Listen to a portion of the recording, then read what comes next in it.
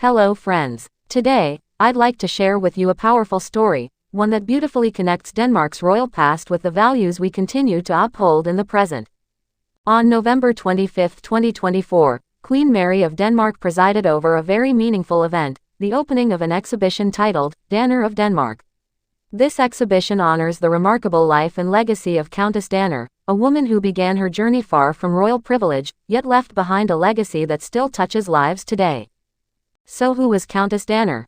She was born Louise Christine Rasmussen on April 21, 1815, in Copenhagen.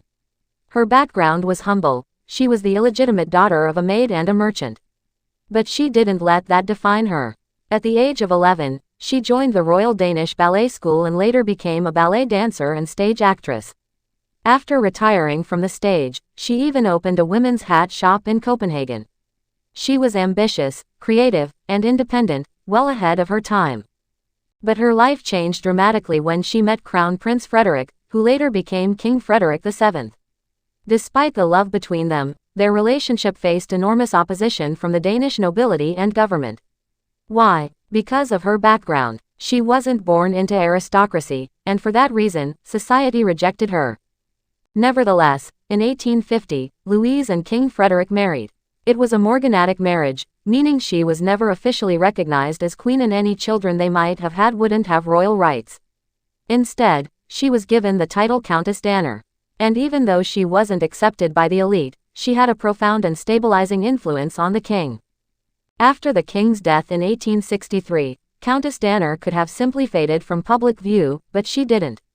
Instead, she devoted the rest of her life to helping the poor, particularly women and children. She used her inheritance to open an orphanage and later founded what we now know as Dannerhuset, a foundation that still provides shelter and support for women facing domestic violence. She passed away in 1874, but her legacy, her compassion, her courage, her fight for dignity, has lived on. And that brings us back to the exhibition Queen Mary opened just recently. It wasn't just about remembering a historical figure.